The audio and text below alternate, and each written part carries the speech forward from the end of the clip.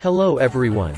Today, I will bring a movie named Rubber, thrilling, mythical, but with a bit of authenticity.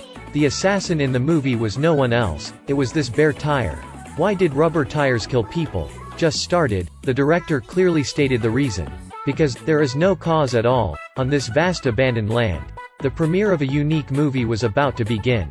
Chad stood in the windy wilderness. He was carrying a lot of binoculars. He stood there waiting for the film director to appear. Not long after, a black car came from afar. It staggered to crash something. Finally it stopped in front of Chad. A man dressed in a police uniform came out from the trunk of the car.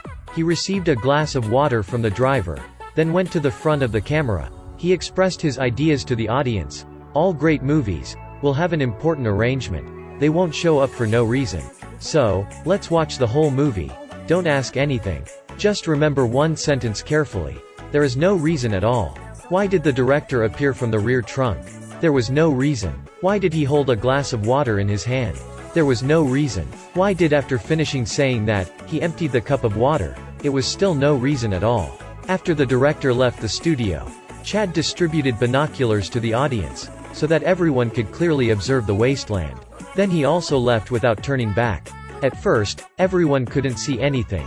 Then a woman pointed her finger to a place. Everyone looked in that direction. In a completely quiet place, there was a tire slowly moving, getting up in the desert. It was like a toddler deer, not rolling a few steps then fell. After trying many times, finally it could stand. The tire dodged the roadside trees. It unsteadily rolled forward. Suddenly, it was blocked by a plastic bottle on the road. The tire was carefully examined. Then it rolled over and crushed the bottle. In front of it, appeared a scorpion. This time it had the experience. The tire both crushed the scorpion while not forgetting to accelerate. It again met a glass bottle. Although the glass bottle was crushed, it did not break. The tire didn't feel that way. It fiercely used force with that empty bottle. Its body trembled slightly. Unexpectedly, the bottle also moved, shattered quickly. The tire strongly rolled away, left a back shadow full of arrogance. The audience from far away praised the director. He didn't touch anything, but he still could make the tire move. Someone said he might use ideas to control the tire's movement. There was a man who kept shooting the camera. He wanted to show his wife this abnormal scene. Someone spotted reminded him, filming was not allowed here, until everyone was gathering again, and paying attention to the tire. Then it rolled out very far. The second victim was an empty can. It stared at the can. The can basically could not hold up. After overcoming obstacles, it continued to roll aimlessly, rolled straight until sunset. When it was tired, it slept on the ground. Early on Monday morning, it was awakened by the sound of birds singing. It got up and moved forward alone. The audience was sleeping in a place. Not long after the tire woke up, then Chad rode back. At first, he took from the pocket of the pants of those who were sleeping some money. Then he called everyone to get up. He told everyone the movie had started again. The man sitting on the chair remained motionless. We could call him a wheelchair. He watched the tire all night. While it was drinking water, a rabbit was looking at it in the distance. The tire stood at its place, then it launched power, exploded the rabbit. It seemed the tire couldn't hold back the happiness in the heart. It happily swayed forward, rolling forward. Moments later, it also came in front of the main road. It was intended to hitchhike a car, but who would notice a tire in the sun? The beauty Sheila drove in an open-top car. The tire looked at her and was energized. It made the car stall. It also rushed to that side. Suddenly, there was a truck behind it, but the driver did not notice, hit it. Sheila's car was working again. It quickly disappeared at the end of the road. The tire fell on the ground slowly sitting up. It had just tasted defeat. It saw a crow was standing not far away. The tire poured out of anger on the crow, made the crow's feathers fly away. Not far away there was a gas station. The tire rolled there. The driver of the car just refueled here. He didn't know anything about the troubles he caused. He went back to the car. He saw a tire outside, but he didn't mind. The aggressive tire used force. The driver's head was exploded. The audience in the distance saw a cry of fear. This movie was increasingly stimulating. A police car ran to the scene, went past the tire. Who would think the culprit was the tire? There was a motel along the way. It was about to stop and rest for strength, but it saw Sheila's car. It rolled to confirm. Then it found the door of room 15 was opening. The tire came closer to look, just when Sheila was about to take a shower. It stood and watched for half a day. Sheila finished showering, then she found the door was open. She closed the door, interrupted the tire's fun. The audience did not expect it to be so exciting. Men were non-stop happy. The sky slowly darkened. The tire was in the room next to Sheila. It sat in bed and watched movies. At this point, the plot had not yet developed. The audience felt a bit boring. They tended to lay on the ground to sleep. A wheelchair was still holding the position. Continued to look at the tire. Chad and the tire shared a motel. As he was polishing his shoes, then he received a call from the boss. He listened while standing upright. Seriously accepted the orders of the boss. There was also a turkey in the room. After Chad turned off the phone, he opened a suitcase filled with tools and spices. The next morning, he went out of the door. He was holding a cloth bag. Rushed to the place the audience gathered. He stood holding the bag. Threw the cooked chicken on the ground. The audience, who had been hungry for 2 days, rushed over. Like wild animals, they tore off the turkey that the organizers gave. The wheelchair didn't move. Quietly used binoculars to observe the tire. Lady was about to enter the room to clean.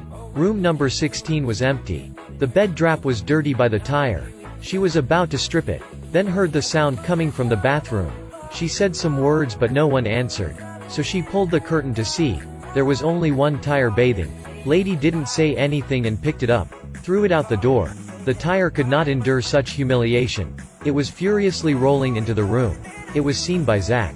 The child could not believe his eyes. Hurried to run and tell his dad that he saw a tire was alive. Eric didn't like his young boy who played and slept every day. After listening to these nonsense words, he got angry. He asked the boy to go buy pizza. Lady fell in a pool of blood, without her head. The tire was still sitting on the bed watching the animal world. A moment later, Sheila in the next room came out the door. She relaxed in the swimming pool in the courtyard. The tire stood in front of the door, looked at her from afar. By the time she left the pool, it dared to jump in, and felt the fragrance of a girl. But it was a rubber tire. The audience standing in the distance saw it sink. They discussed if it could emerge. A boy was watching a movie.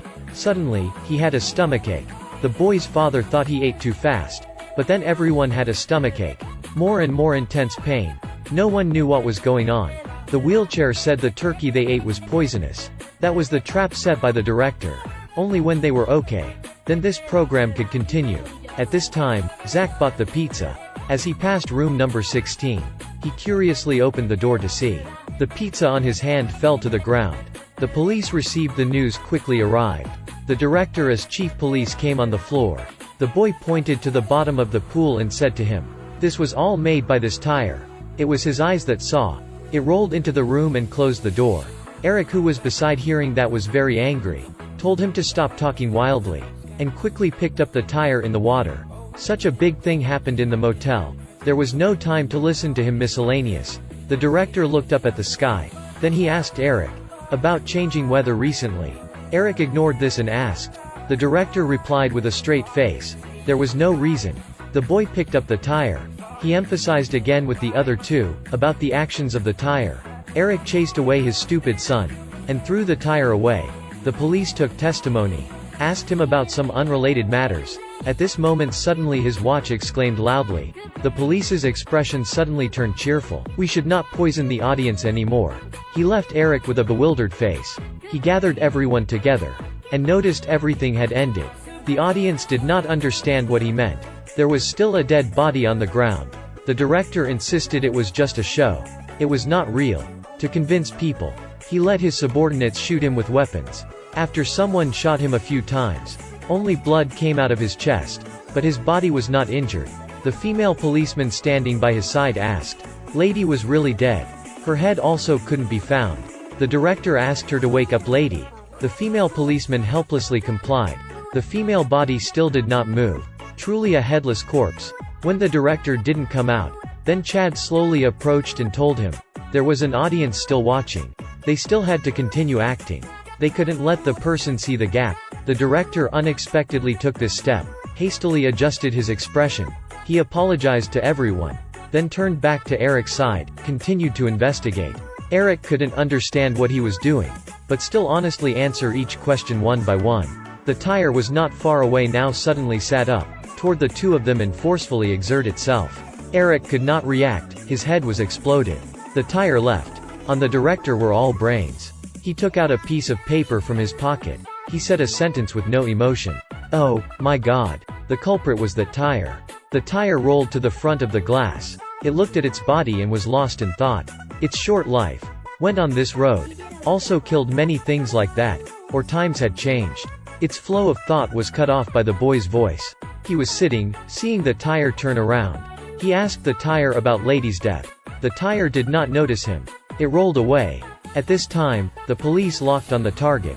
The director took off his own tires. Let everyone took it and found the culprit. The subordinates all assumed he was joking. The boy came running and pointed to the tire on the other side and said, he saw the tire over there. The subordinates did not mind it was real or fake. They jumped in the car hurriedly chase. Wheelchair still used binoculars to look at the tire in the distance. With enjoyment, Chad pulled a table over here. There were poisonous foods up there. He wanted a wheelchair to eat it. But this man was very awake. No matter what the other person said. He also confirmed he was not hungry. The tire war was continuing. Wheelchair took off his glasses and showed them to Chad. The moment the police car chased the tire, the two sides carefully stopped. The tire turned around aggressively with strength. The driver's head exploded, which threatened his colleague staying beside a Chad was bored. He sat on the ground eating poisonous food prepared for Wheelchair. His stomach started to hurt too. The Wheelchair still looked far away. It was getting dark. The tire accidentally went to the incinerator.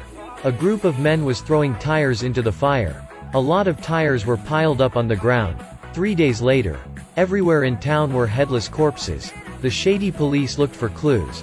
Suddenly there was a policeman. Discovered the tire was watching a movie. He immediately called his colleague over. At that time, the director was playing chess with his colleagues.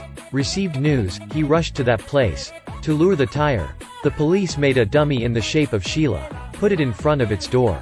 After ringing the doorbell, they let Sheila, hiding in the distance, talk.